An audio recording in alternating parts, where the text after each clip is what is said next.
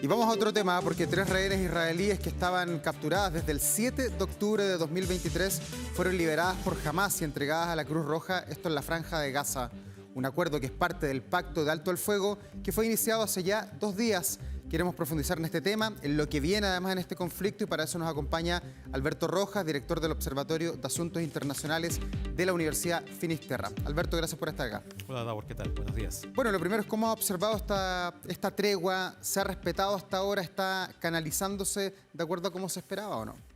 Bueno, hemos visto que esto probablemente es la mejor noticia que hemos tenido en 15 meses de esta guerra en Medio Oriente, que no solamente se circunscribió a Gaza, sino que se fue expandiendo por el resto del Medio Oriente. Este acuerdo, auspiciado fundamentalmente por Egipto, Qatar y Estados Unidos, ha permitido que tanto el gobierno de Benjamín Netanyahu como Hamás acepten estas condiciones para un alto al fuego. Esto es bastante complejo en la medida que en primera instancia se trata de un proceso en 3 etapas. Ayer comenzó técnicamente la primera, que va a durar 6 semanas y que va a considerar la liberación de 33 rehenes, y mientras que Israel comienza su repliegue progresivo militar, digamos, desde Gaza, y comienza la liberación de 1000 palestinos que están en cárceles israelíes. Están descartados todos aquellos que sean de Hamás y hayan participado en el ataque terrorista del 7 de octubre del 2023 que dio inicio a esta guerra.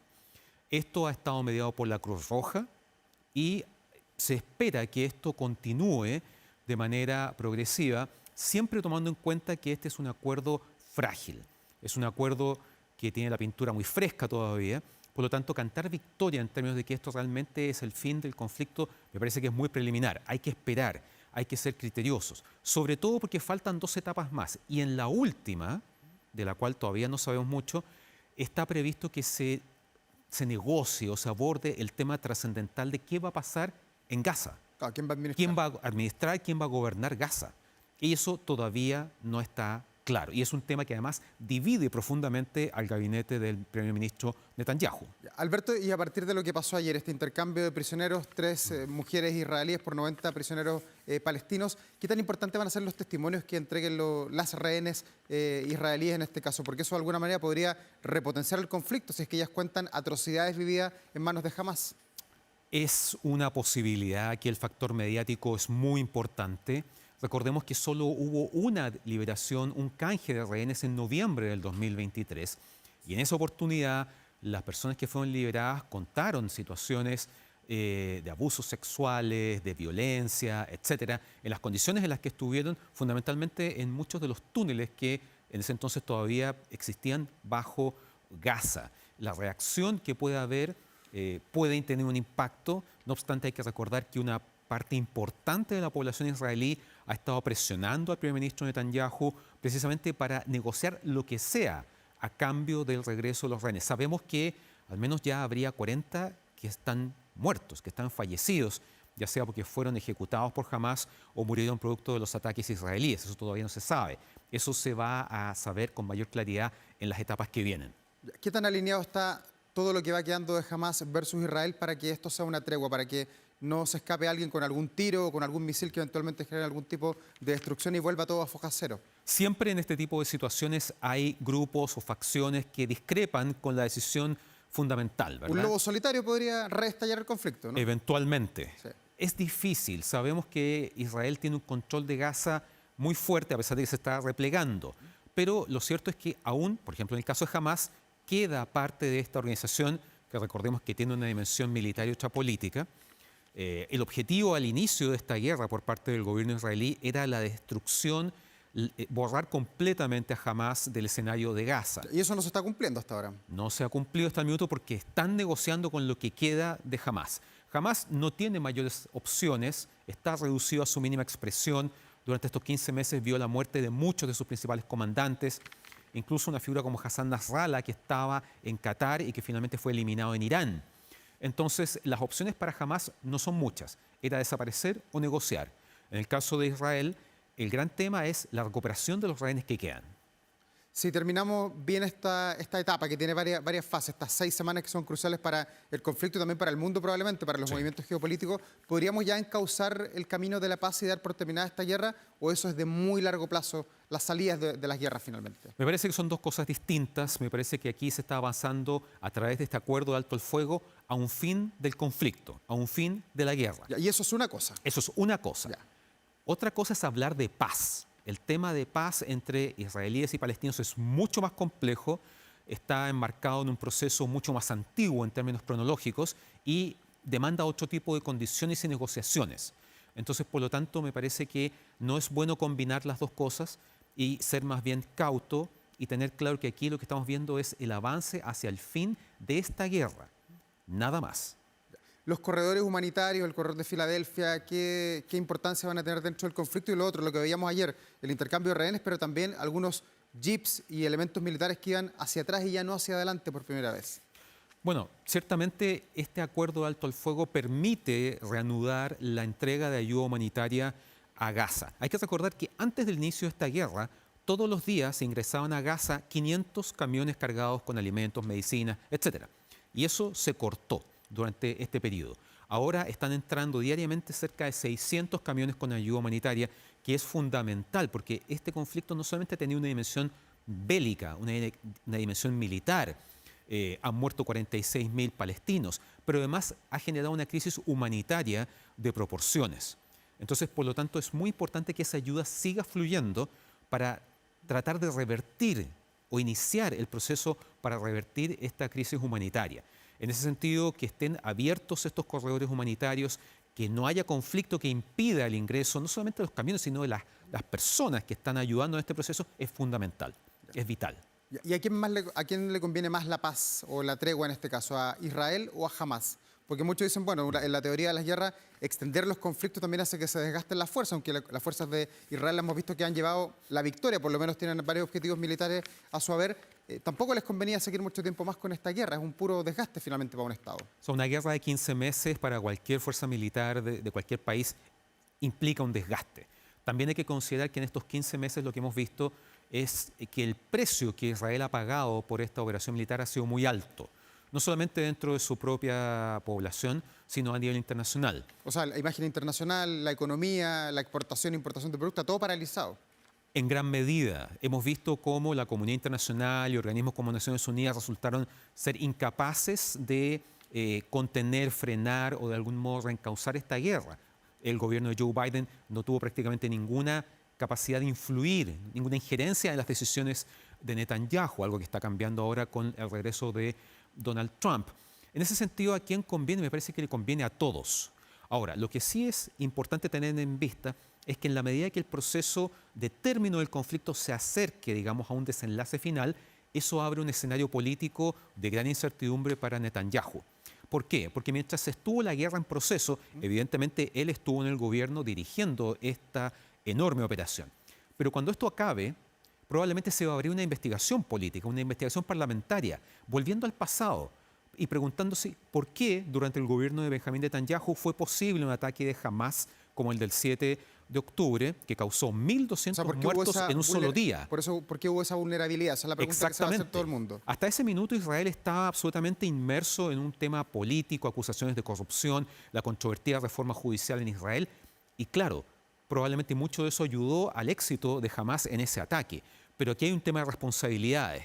Lo vimos en 1973 con la guerra del Yom Kippur, cuando Siria y Egipto atacaron a Israel y lo pillaron mal parado.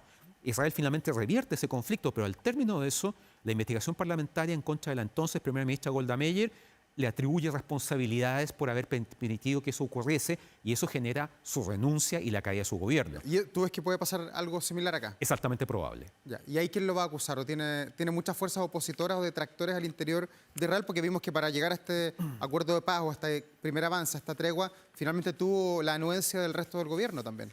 Netanyahu gobierna con un equipo, digamos, una coalición de gobierno bastante compleja en la medida que lo apoyan partidos, digamos, ultra de derecha, ultranacionalistas, muy duros. Muchos de ellos, muchos de sus miembros del gabinete se oponían a este acuerdo con Hamás y amenazaban con salir, abandonar el gobierno, lo cual habría generado un quiebre político. Finalmente eso no se dio, pero costó mucho. Recordemos que se demoró 24 horas desde que se anunció en finalmente que el gabinete lo aceptara.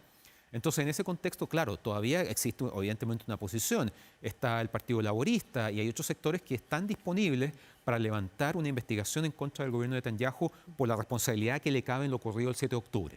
Y para Estados Unidos, con esta nueva administración de Donald Trump, ¿qué tan importante es tener este conflicto desactivado? Bueno, Donald Trump regresa hoy día a la Casa Blanca, inicia su segundo mandato hasta enero del 2029 y ya vimos que después de ganar las elecciones de noviembre pasado, Trump comenzó a conducirse no como un presidente electo, sino como un presidente en funciones, al punto que designó, por ejemplo, enviados especiales tanto a la guerra en Ucrania como al conflicto en Medio Oriente. Y hemos visto, Stephen Witkoff es esta figura, ¿verdad? Este abogado, empresario, inició una serie de gestiones, viajó a Qatar, llamó por teléfono a Netanyahu, etcétera, porque en el fondo a Trump le interesa volver a la Casa Blanca con un escenario internacional más ordenado. Para Trump, estos dos conflictos, Ucrania y Medio Oriente, son distractores de sus verdaderos intereses, tanto en política interna como en política exterior. Y por eso, de algún modo, lo que vimos fue una gestión entre la administración saliente de Biden y la administración entrante de Trump. Pero hay que tener claro que aquí este acuerdo de paz es básicamente, este acuerdo de alto al fuego, perdón, es básicamente el mismo que propuso Biden en mayo del año pasado. La única diferencia es que ahora está Trump detrás y Trump tiene un grado de injerencia mucho mayor sobre el gobierno de Netanyahu, como lo vimos durante su primer gobierno. ¿Pero eso porque a Trump le tienen más respeto o le tienen derechamente miedo a que Estados Unidos pueda tener una intervención mayor? Es poco probable que Estados Unidos quiera intervenir en Medio Oriente. Estados Unidos todavía está agotado con la larga guerra contra el terrorismo en Afganistán e Irak. Pero sí, efectivamente, esta relación más estrecha entre Trump y Netanyahu le permite tener una llegada mucho más efectiva en el proceso de toma de decisiones del gobierno israelí. Ya. A partir de este conflicto, ¿qué pasa con otros países? Con Siria, con la caída de Bashar al-Assad, con Irán, que también ha reconfigurado su mapa geopolítico en este caso. ¿Cambian todas las fuerzas, cambian todos los ejes de poder ahí en la zona? El Medio Oriente de antes del 7 de octubre del 2023 es completamente distinto al de hoy. No solamente hemos visto que Hezbollah, que rápidamente se involucró en el conflicto, está muy debilitado, perdió importantes comandantes y, bueno, hay un acuerdo de alto fuego también, pero está muy debilitado. Y en el caso de Irán, también hemos visto que se ha desgastado a lo largo de estos 15 meses. Hubo episodios, dos en particular, en los cuales atacó directamente a Israel, con represalias importantes. Irán está desgastado, ha perdido dinero, capacidad, recursos para, por ejemplo, mantener en pie las milicias que en algún momento tuvo en Siria y en Irak. La caída del gobierno de Bashar al-Assad produce un cortocircuito, por decirlo de alguna manera, en esa línea. Recordemos que existía algo que se llamaba el corredor chiita, que conectaba Irán, Irak, Siria y Líbano, ¿verdad? Y a través de ese corredor, Irán tenía una influencia muy importante en esos gobiernos y en los grupos que financiaba y apoyaba en esos países. Con la caída de Bashar al-Assad, Irán pierde un aliado en Medio Oriente. Además, hay que recordar que las autoridades o este gobierno de transición sirio es fundamentalmente sunita. Por lo tanto, no hay ninguna afinidad religiosa tampoco, que es un factor importante, con Irán, que es el gran bastión chiita. Irak está debilitado. Es decir, el Medio Oriente que surge en este instante, después de iniciado este proceso de alto el fuego, es muy distinto, no diré más estable, pero al menos parece más tranquilo de lo que vimos en los últimos 15 meses. Alberto, lo último, en la Franja de Gaza, ¿qué va a pasar a futuro? ¿Va a quedar en manos de Palestina? ¿Va a seguir Israel asediando? ¿Debería intervenir las Naciones Unidas y quizás por un buen tiempo establecer allí misiones de paz? Esa es la gran pregunta. Ese tema se va a negociar en la tercera y última etapa de este proceso de alto al fuego. Y ahí la gran pregunta es efectivamente, ¿quién va a gobernar, va a administrar Gaza? Hamás administraba y gobernaba Gaza desde 2007, con bastante libertad en ese sentido. Recordemos que Israel se retiró de Gaza en 2005. El gobierno israelí ha dicho que no quiere que Hamás, o lo que queda de Hamás, vuelva a tener la autoridad en Gaza. Pero ha dicho que tampoco quiere que la Autoridad Nacional Palestina, que gobierna una parte de Cisjordania, se haga cargo. Han dicho también que Israel se va a hacer cargo del tema de la seguridad, es decir, el control fronterizo, etcétera. Pero ¿qué pasa con la gestión interna? Estamos hablando de reconstruir hospitales, escuelas, tendidos de electricidad, agua potable, etcétera. ¿Quién va a hacerse cargo de eso? Es todavía una incógnita. Una presencia, una gestión internacional tal vez sería lo más deseable, pero está lejos de estar confirmado. Como la de Haití, por ejemplo, cuando la MINUSTAH involucró a varios países a cargo de ese país, de todas las áreas, salud, educación, seguridad. Sería interesante una gestión de ese tipo, pero me parece poco probable, al menos con este gobierno en Israel. Bueno, Alberto, seguiremos atentos a ver lo que pasa en los próximos días. Esto está recién empezando. Tenemos Totalmente. 6 semanas de monitoreo. Ojalá que no sea tan feble como especulan todos los analistas internacionales. Ojalá que no. Que estén muy bien. Muchas gracias, Davor. Buen Gracias, día. buen día.